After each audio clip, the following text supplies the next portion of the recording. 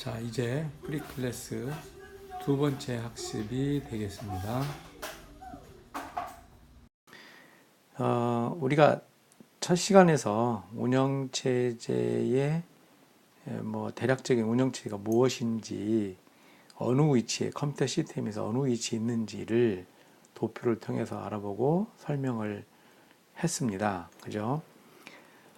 여기 이제 운영체제 개념이 있는데, 여러분은 여기 사용자, 그죠? 여기 요 사용자와 소프트웨어와 하드웨어가 있어요. 여기에 이제 소프트웨어 속에 운영체제가 들어있는데, 컴퓨터 시스템을 구성하는 요소죠. 이것들이 사용자, 소프트웨어, 하드웨어. 그러면 컴퓨터 시스템의 구성 요소인 컴퓨터 사용자, 그 다음에 운영체제를 포함한 소프트웨어, 그 다음에 하드웨어, 이런 것들을 컴퓨터 구성 요소가 서로 어떤 작용을 하는지 설명할 수 있을 정도로 한번 여러분들이 이 그림을 통해서 학습을 해 주시기 바랍니다. 다음은 운영체제의 역할입니다. 역할. 그럼 운영체제는 어떤 역할을 하냐면 하드웨어와 사용자 간의 인터페이스 역할을 합니다. 자, 운영체제가 여기 있잖아.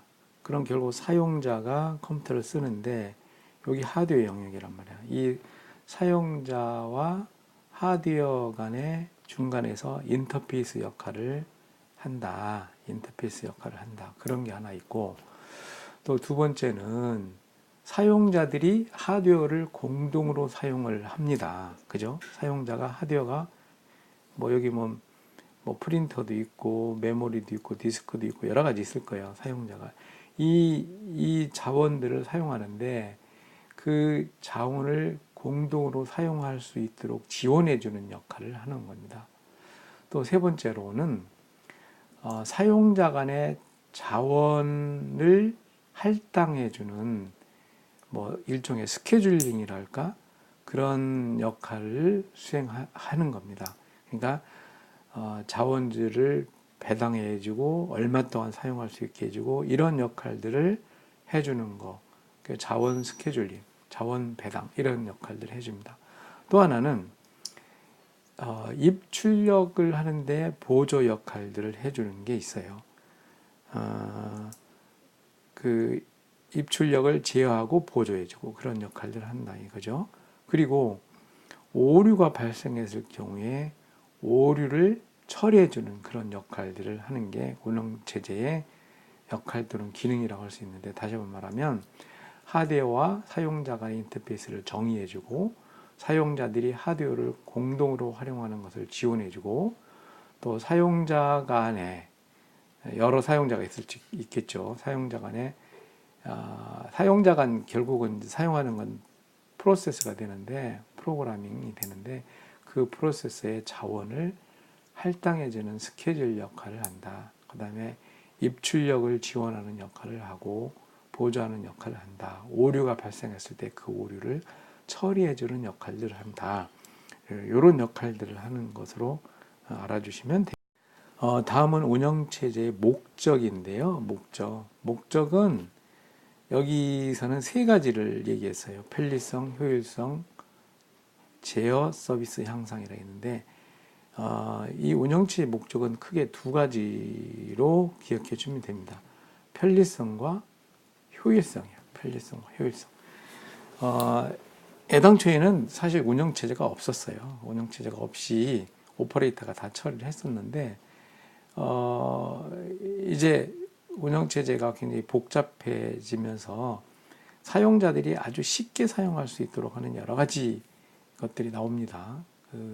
지금 상태에서 보면 옛날에는 사용자들이 명령 하나하나 쳤는데 지금은 어때요? 모니터에서 그 기능들을 드래그 해가지고 클릭해가지고 그래픽 모드로 해서 사용할 수 있도록까지 발전돼 있어요.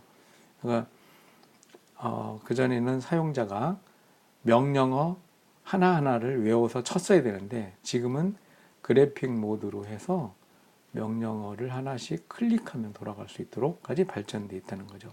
효율성이에요. 두 번째는 자, 컴퓨터 자원은 한정돼 있어요. 예를 들어서 CPU, 그다음에 메모리, 디스크 이런 게 한정돼 있는 거죠, 항상. 그러니까 한정된 자원을 얼마나 잘 처리할 거냐, 그게 효율성이라는 거죠. 그렇게 사용함으로써 효율을 높임으로써 시스템의 성능을 향상시킬 수 있는데 거기에는 처리량을 늘려서 잘 사용할 수 있는 거, 또는 컴퓨터가 빨리빨리 응답하고 지연을 단축하는 거, 또 정확하게 처리해서 신뢰성을 높이는 거, 또 사용 가능한 거를 항상 높여주는 거, 이런 것들이 하는데 뒤에서 구체적으로 하나씩 하게 될 겁니다. 그래서 운영체제는 크게 큰 목적은 편리성과 효율성 두 가지다. 그죠? 부가적으로 요즘에 이제 제어 서비스 향상에서 입출력 동작을 잘 관리하는 그런 거 있고, 시스템의 오류를 사전에 방지해야지, 그죠? 그런 부분들 제어 서비스에서 세 가지 정도 되는데, 편리성과 효율성이 가장 크다. 이렇게 생각하시면 되겠습니다. 네, 다음은 운영체제 기능이 있어요. 자, 운영체제 기능은 그림에서 보는 것 같이 크게 자원 관리와 시스템 관리로 나누어서 설명할 수 있어요. 자, 여기서 자원 관리라고 했는데, 자, 봅시다. 컴퓨터 시스템은 먼저 CPU가 있다고 그랬죠. CPU 있어. 프로세서요, 프로세서. 그 다음에 메모리가 있습니다. 메모리가 있어요. 그 다음에 이제 입출력 제어 장치가 있다고 그랬죠. 입출력 제어 장치가 있어. 컨트롤. 그리고 이제 여기에 이제 각종 입출력 장치들이 있어. 프린터, 그죠? 프린터가 있고 디스크가 있을 거고, 뭐 입력기, 각종 입력기도 있을 거야. 입력하는 것도 있어요. 뭐 옛날 같으면 카드리더 이런 게 있었는데, 자, 이런 게 있어요. 여기는 뭘로 연결돼? 시스템 버스로 연결되지, 그죠? 시스템 버스로 연결이 돼 있어. 그러면 운영체제는 어떻게 하겠어요? 운영체제는 결국은 자, 자원이라는 게 뭐야? 이게 다 자원이잖아. 이거 이게 다 자원이야. 그러니까 운영체제는 메모리 관리를 해줘. 메모리 관리 왜 해? 한정된 자원이야. 한정된 자원이니 효율적으로 잘 활용해야지. 그리고 여러 프로세스를 뜨면은 그 프로세스에 메모리를 할당해야 작업을 할 수 있어. 그러면 얼마만큼 할당할 거냐? 어떤 프로그래밍부터 메모리를 할당할 거냐? 이런 문제들이 생기는데 이게 메모리 관리죠. 그 다음에 프로세스 관리야. 프로세서 이 CPU 있는데 CPU 어떤 프로그램이 운영하려면 CPU가 처리를 해줘야 된단 말이에요. 누구부터 처리할 거냐? 뭐 이런 문제도 생기는 거죠. 그 다음에 입출력 장치들, 프린터, 디스크도 있어. 이런 것들을 뭐 디스크도 영역을 주어서 얼마만큼 주고 누구부터 주고 어떻게 주고 이런 부분들이 문제가 생기니까 이 관리를 해줘야 되는 거고, 프린터도 출력물이 왔을 때 누구부터 출력할 거냐, 얼마만큼 줄 거냐, 이런 부분들이 또 생기는 거기 때문에 이것도 관리를 해줘야 돼요. 디스크에 파일들이 많이 존재하죠. 디스크에 파일들이 존재하는데 그 파일들을 또 어떻게 관리할 거냐, 그런 부분들이 생겨나서 운영체제의 아주 중요한 기능이 자원 관리다. 그 자원들이 뭐가 있느냐? 프로세서, 메모리, 주변 장치들, 이런 것들이 있고 디스크에 데이터 파일들이 있다. 이런 거예요. 그 다음에 또 운영체제는 뭐가 있겠어? 운영체제 시스템 관리라는 부분이 있는데, 시스템 관리는 시스템 4, 사용자 권한. 자, 뭐 메모리든 프로세서 여러 사람이 쓴다 이거죠. 그러면 사용자들이 다른 프로세서, 다른 프로그램 접근하면 되겠어? 디스크에 어떤 사용자가 쓰고 있는 내용을 접근하면 되겠어? 이거를 보호해 줄 수 있는 방법이 있어야 된다 이거죠. 사용자별로 권한을 부여하고. 그 다음에 요즘에는 혼자만 쓰나? 그죠? 네트워킹에 의해서 여러 사람이 쓰니까 그런 통신, 네트워킹을 어떻게 할 거냐, 그런 거. 또 명령 해석기라 해서, 프로그램을 이용자가 입력한, 그죠? 이용자가 입력한 프로그램들을 이 프로세스로 올려줘야 돼요. 여기 올려줘서 처리해야 되는데, 요거를 이용자와 프로세스 사이에서 인터페이스 역할을 해주는 게 명령 해석기야. 이 명령 해석기로 이용자의 명령어를 받아서 요거를 CPU에 전달해줘서 실행해줄 수 있도록 해주는 게 명령 해석기고, 해석기는 인터페이스 역할을 한다. 이런 개념을 가지고 여러분들이 하나씩 주어진 자료를 가지고 학습을 해주시기 바랍니다.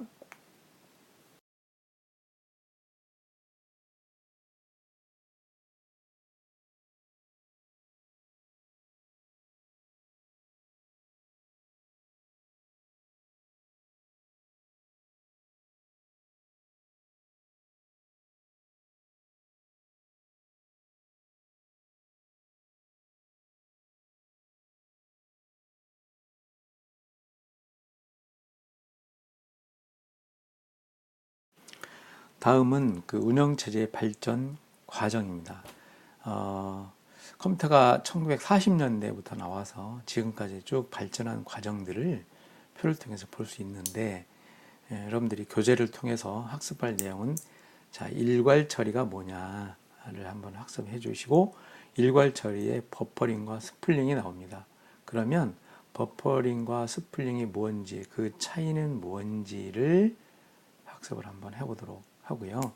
그 다음에 60년대 가서 뭐 다중 시그널, 뭐 또 다중 처리, 실시간 이런 것들이 나오는데, 이런 것들은 뒤에서 잠깐 개념에 대해서 여러분께 설명을 해줄 테니까, 여러분들이 그 운영 체제의 뭐 형태에 대해서 쭉 학습을 하면서 연도별로 어떻게 발전되어 있는지, 왜 그런 게 나왔는지를 생각하면서 학습을 좀 해주시기 바라도록 하겠습니다.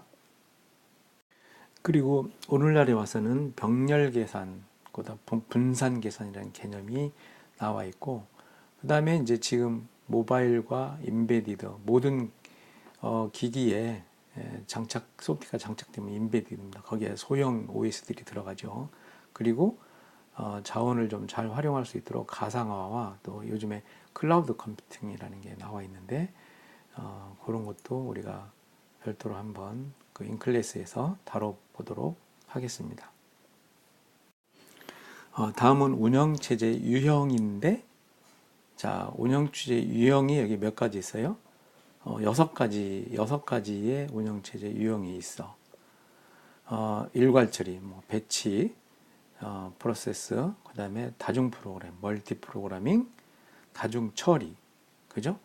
멀티 프로세싱, 그 다음에 시분할, 타임 셔링, 실시간 리얼 타임, 분산 처리, 디스트리뷰티드 프로세스, 이런 식으로 되어 있어요. 그래서 여기서 중요한 거 몇 가지를 한번 여러분께 설명하도록 하겠습니다. 자, 첫 번째 다중 프로그래밍 시스템이에요. 다중 프로그래밍 시스템은 왜 나왔느냐를 한번 생각해 봐야 되겠는데, 자, 이 다중 프로그래밍 이전에 일괄 처리 시스템이라는 게 있었어요. 일괄 시스템은 배치 프로세스 시스템이라고 해서 어떤 그 프로그램이 이렇게 각 모듈 이렇게 돼 있겠지. 그러면 예를 들어서 여기는 뭐 계산하는 게 있었다. 근데 여기는 뭐 입출력이 있었다. 그러니까 뭐 데이터를 읽어드리던가 아니면 출력하던가. 그런데 우리가 알고 있기를 입출력은 굉장히 속도가 느리지. 왜? 뭐 프린터에 출력한다든가 디스크에 또 뭐 쓴다든가. 디스크에 있는 메모리는 굉장히 속도가 느리고 프린터는 기계적으로 찍기 때문에 굉장히 느리다 이거죠. 그런데 계산하는 건 어디서 해요? 프로세서 CPU에서 계산을 한대. 굉장히 빠른 거죠. 그러면 어떤 현상이 나타나? 배치 작업을 하는데 여기는 굉장히 빠른 거, 여기는 느린 거, 여기도 I/O, 여기는 뭐 처리, 그렇다면 요 시간이 굉장히 오래 걸리는 거예요. 요거 그러니까 입출력할 때 출력물이 있다. 출력물이 쭉 찍을 동안에 컴퓨터의 CPU는 놀고 있는 거예요. 그죠? 근데 운영체제 역할 중에 뭐가 있어? 효율성이야. 그러니까 가능한 자원을 잘 활용해야 된다는 얘기죠. 그래서 이런 문제를 해결하기 위해서 동시에 프로세스가 동시에 작업할 수 없겠냐 해서 다중 프로그래밍 시스템이 나온 거죠. 그죠? 멀티 프로그래밍. 멀티 프로그래밍. 멀티 프로그래밍 시스템이 나왔다는 얘기입니다. 자, 이 그림에서 보면 여기 보면 메모리가 있죠. 프로그램이 실행되려면 메모리에 올라가 있어야 돼. 그죠? 작업 1, 2, 3이라고 했지만 이게 결국은 프로그램이야. 그죠? 프로그램이야. 프로그램 1, 2, 3이 있어. 그런데 여기서 보면 작업 1을 CPU가 지금 할당부에서 작업 1을 실행하고 있어. 그리고 작업 2는 입출력 동작 중에 있는데 작업 2는 또 출력 중이야. 그러니까 작업 2가 출력 중일 때는 CPU를 안 써. 그러면 작업 2가 출력하는 동안에 CPU는 작업 2를 해. 그럼 CPU는 여기 하나가 있기 때문에 작업 3이 또 메모리에 올라가 있는데 작업 3은 어떻게 돼? 대기 중인 거야. 그러면 작업 1이 쭉 작업을 하다가 계산을 하다가 입출력이 있어. 그럼 입출력을 또 하면 되는 거지. 근데 여기는 입출력이 끝났다고 해야 되는지. 그러면 작업 3이 대기했으니까 작업 3을 프로세서로 연결해서 실행하게 할 수 있어. 그럼 작업 2는 대기 중이야. 자, 이렇게 해서 이 CPU가 굉장히 빨리 처리하는데 CPU가 놀지 않고 계속 작업을 시행할 수 있도록 해주는 거. 이것이 결국은 멀티 프로그래밍 시스템이다. 이렇게 얘기할 수가 있습니다. 자, 여기 그림에 보면 아까 작업 1, 2라고 한 게 프로그램이에요. 프로그램 1, 2 있는데 사실 프로그램이 C 프로그램, D 프로그램, E 여러 개 프로그램이 있을 수 있어요. 근데 여기 이런 형태 그 멀티 프로그래밍의 어떤 뭐 이슈랄까 어떤 해결해야 될 문제들이 있는데 그게 뭐냐면 작업을 준비 상태에 들어오면 이를 메모리에 보관해야 된다. 메모리에 보관한다. 그럼 메모리 보관할 때 어떻게 보관할 거냐라는 문제와 또 이제 다른 작업 그러니까 작업 뭐 프로그램 A, B, C, D, E가 있는데 이런 프로그램들 메모리에 다 올라가 있어요. 그래서 유효시간이라고 하는 거는 입출력이에요, 주로.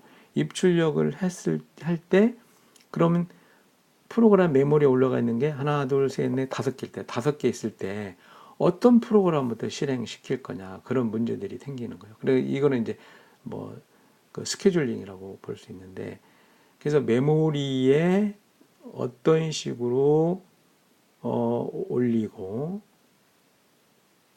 그죠? 그 다음에 그 메모리에 올라가 있는 프로그램들을 누구부터 실행시키게 할 것인지 그런 문제들이 생기는데 그는 여러 가지 알고리즘에 의해서 실행이 되게 돼요. 그리고 우리가 앞에서 인터럽트라는 걸 배웠습니다. 그죠? 인터럽트. 그러면 여기서 프로그램 요거를 실행하다가 요 상태에 인터럽트를 걸고 다음 프로그램을 실행해요. 그죠? 여기서 다시 입출력이 일어나면 요걸 인터럽트 걸고 이 전 거를 다시 시행해요. 이렇게 그 인터럽트라는 것을 이용해서 주로 스케줄링을 하는데 현재 운영 체제에 인터럽트라는 것을 다 활용을 하고 있습니다.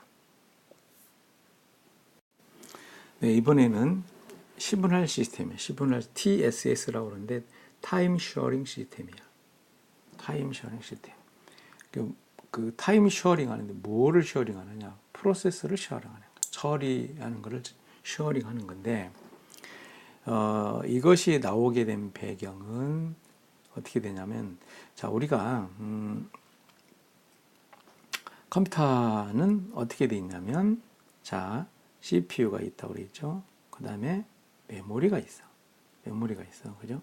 CPU, 메모리가 있다. 그 다음에 이제 뭐, IO가 있을 거고, 이게 이제 컴퓨터였다 이거지. 근데 그동안에는, 자, 타임쉐어링이 한 60년대 와서, TSS가 60년대 와서 나오게 됐는데, 그동안에는 어떻게 처리했냐면, 오퍼레이터라는 사람이 있어. 오퍼레이터는 사람이, 이제 컴퓨터가 있으면 컴퓨터에 프로그램을 넣어서 그 처리를 시키면 그 결과가 나와요. 그 결과를 이용자한테 주는 거야. 이용자는 프로그램 의뢰를 오퍼레이터한테 하는 거야. 그 오퍼레이터는 컴퓨터에 실행을 시켜서 결과를 출력해서 이용자한테 주고, 이런 형태로 돼 있었어요. 그러다가 이제 기술이 발전하고, 이용자 입장에서는 이용자 입장에서는 이 오퍼레이터 안 거치고 내가 컴퓨터를 직접 사용하고 싶겠지, 그죠? 그런 요구가 이제 60년대 나와서 나오게 되는데, 자, 이렇게 돼요. 여기에, 자, 이제 컴퓨터에 뭐가 나와서 단말기, 모니터, 그죠? 모니터가 나오는데, 이때 모니터는 뭐라고 하냐면, 이걸 터미널이라고 해요. 터미널.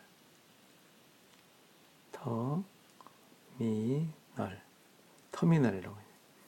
이렇게 모니터와 키보드가 있어요. 모니터와 키보드가 있는데, 이게 뭐 여러 대 이렇게 연결되게 돼 있고, 이거는 모니터 뒤로 이 라인이 나와서 이 컴퓨터에 연결이 됩니다. 그럼 여기는 이제 사용자가 써요. 유저 1, 유저 2, 유저 3, 뭐 유저 N, 그죠? 이렇게 쓸 수 있도록 이렇게 설계를 해놨어. 그런데 이거를 컴퓨터야. 하나의 컴퓨터야. 하나의 컴퓨터를 여러 사람이 사용하게끔 설계를 했대. 그죠?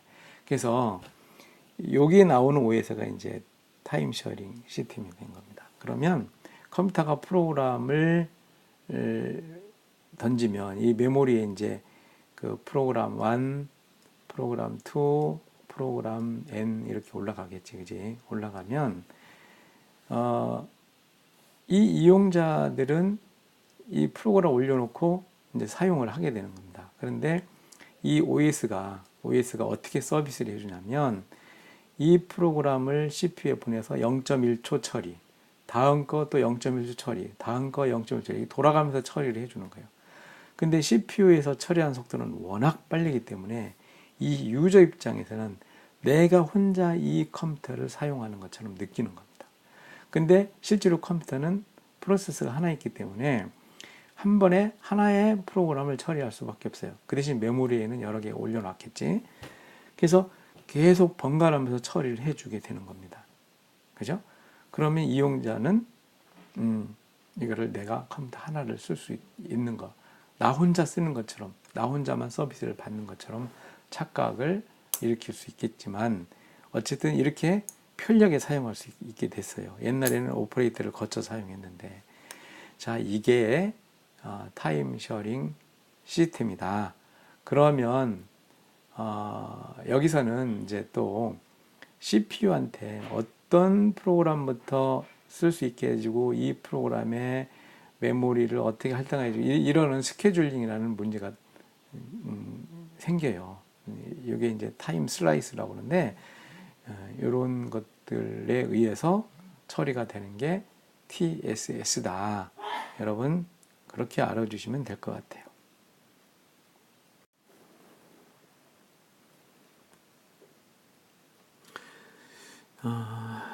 자, 여기서 다시 보면, 여기 뭐 그림에 자료에 있는 것처럼, 프로그램 A, B, C가 있으면 CPU 입장에서 보면, CPU가 서비스해 준 거 보면 1번 거 뭐 한 0.1초, 뭐 0.1초, 0.1초, 다시 A, B, C, 처음 다시 A, B, 이렇게 처리해주면 이 이용자, 이걸 사용하는 유저는 자기 거 실제로 처리하는 거 어떻게 돼요? 요 타임에 한번 처리하지, 요 타임에 처리하지, 요 타임에 처리. 예를 들어서 이 시간이 0.1초라면 0.1초, 0.2초, 0.2초가 지난 후에 자기 거 처리하는데 나는 뭐 0.2초라는 거 별로 느끼지 못하는 거지, 이 유저는. 그래서 나 혼자만 사용하는 그런 착각을 일으킬 수. 여기 이제 그 아까 멀티 프로그래밍 시스템이 있고 여기 이제 타임 셔링 시스템이 있는데 요것들에 대한 특징입니다. 그죠? 여기서도 뭐 메모리 관리가 필요한 거고 또 어떤 것부터 실행할 것인지 그 스케줄링이 필요한 거, 이 공통적으로 다 다중 프로그램이나 시그널 프로그램에서 필요로 하는 거죠. 그리고 다중 프로그램의 목표, 중요한 다중 프로그램의 목표는 프로세서 CPU를 최대한 사용하는 거고, 시그널 시스템은 응답 시간 최소화야. 시그널은 뭐예요? 여러 사람, 유저가 여러 사람이 사용하는 겁니다. 그죠? 이 여러 사람이 사용할 때 항상 내 것만 서비스할 수 있는 느낌, 지루하지 않은 느낌을 주는 게 목표니까 응답 시간을 최소화하는 거고, 다중 프로그래밍은 여러 가지 프로그램들이 있으면 이 프로그램들을 CPU가 얼마나 놀지 않고 이 프로그램들을 잘 사용할 수 있냐, 여기에 초점이 맞춰져 있다라는 겁니다. 그리고 이제 시뮬러 시스템의 장단점인데 이런 기준으로 보면 장단점이 이해가 여러분이 될 겁니다. 자, 이번에는 멀티 프로세싱 시스템입니다. 이 앞에서 여러분은 멀티 프로그래밍 시스템을 배웠어요. 근데 이번에는 멀티 프로세싱 시스템이야. 프로세서가 뭐야? 프로세서. 그러니까 혼동하지 않으려면 프로세서, 그죠? 프로세서는 CPU야. 처리기라고 하죠. 그러니까 다중이니까 처리기가 다중이다. 그러니까 결국 뭐야? CPU가 여러 개 있을 것이다 라는 걸 여러분들이 유추해낼 수가 있습니다. 자, 이게 왜 나왔을까를 한번 보면, 자, 그동안에는 이제 우리가 컴퓨터 구조가 어떻게 됐어요? CPU가 있다고 그랬지?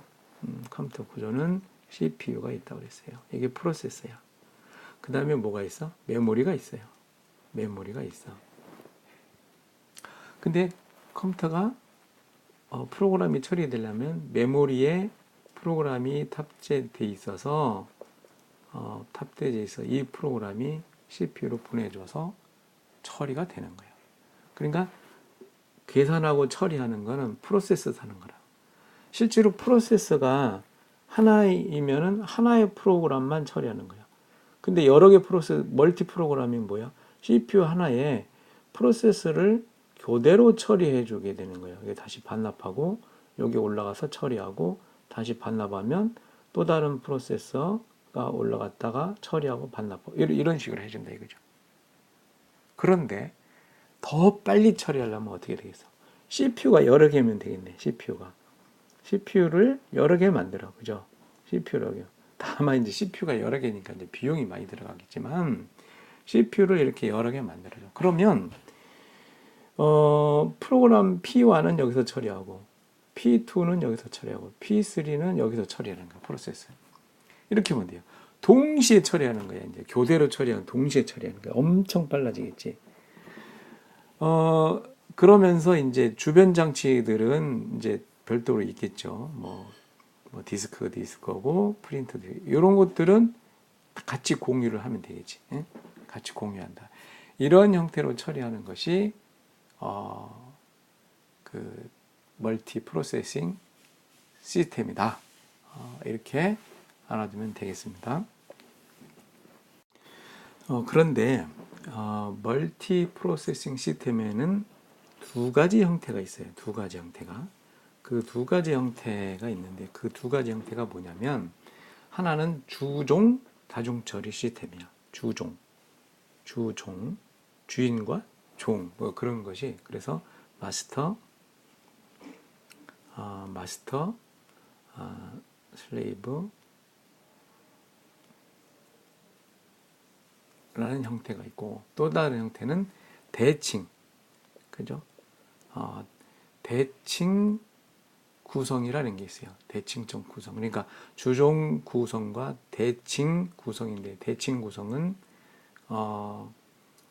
시메트릭, 시메트릭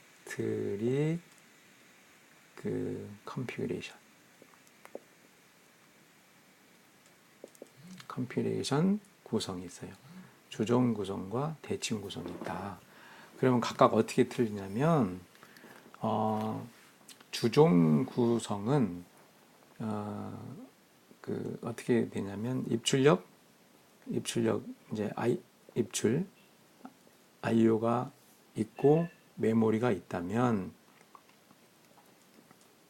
여기 중간에 뭐가 있어? 프로세스가 있는 거예요. 프로세스가 여러 개 있다고 그랬지, 그지? 그게 다중 프로세스야. 중간에 마스터가 있어. 마스터, 주인이 되는 게 있다. 그러면 입력과 메모리는 동시에 활용해야 된단 말이야. 그 문제가 생기는 거지. 그러면 마스터 프로세서가 그 메인 메모리의 입출력을 어떻게 통제할 것인지를 결정해 주는 거예요. 이걸 슬레이브라고 해요. 슬레이브 1, 슬레이브 2. 같은 CPU는 CPU지. 근데 얘가 마스터가. 얘가 메모리에서 가져오고 반납하고 또 입출력을 누구부터 쓸 것인지를 얘가 관리를 해주면서 처리를 해주는 겁니다. 요게 이제 그 주종적이라고 해서 비교적 이런 경우는 마스터가 있기 때문에 뭐 누구부터 사용하고 뭐 이게 막 사용하다가 뭐 데드락 걸리고, 데드락이 뭐냐면 멈추는 거예요. 그런 현상들이 좀 비교적 없을 수가 있습니다. 근데 또 하나는 뭐냐면 대칭적이야. 그러면 요게 뭐야, 그 I/O 입출력 장치가 있고, 이쪽에 이제 메모리가 있다. 메모리. 근데 프로세서가 여러 개 있을 거 아니야, 그지? 여기 프로세서가 여러 개 있어요. 그러면 각자 쓰는 거예요. 프로세서를 갖다가 P1, P2, 뭐 P3, P4 각자가 갖다가 쓰게 됩니다. 그리고 I/O도 각자 알아서 이렇게 하는 거예요. 자, 조금 전에 여기서는 마스터가 I/O도 관리를 해요. 그러니까 이 그림을 표현할 때 이렇게 해서 이렇게 I/O 일어나게끔 표현하는 게 맞을 것 같아. 근데 여기서는 각자 처리해. 그러니까 그 뭐랄까 조금 결합도가 좀 약하겠지. 약하고 근데 어떤 문제가 있냐면 이 자원을 여러 프로세서 막 쓰다 보니까 얘가 쓸 때는 얘는 사실 못 쓰는 거예요. 그럼 얘는 대기를 해야 되는 거야.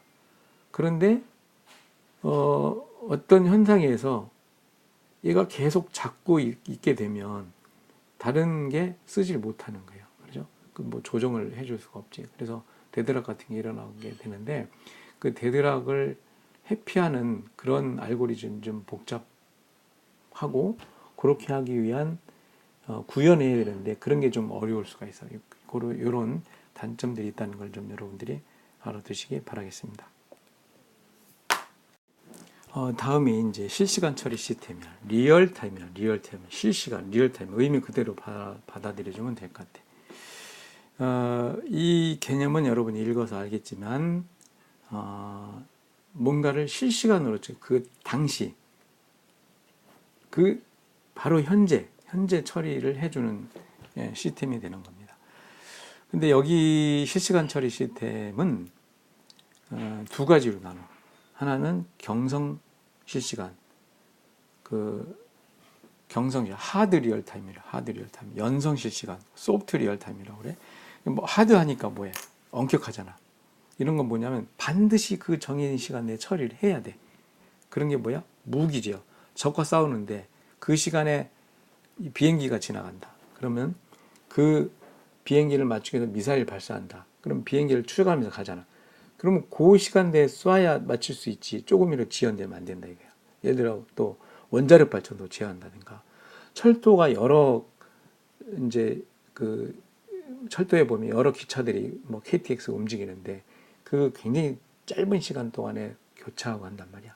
그럴 때는 요 처리도 그 정해진 시간에 반드시 처리가 돼야 돼.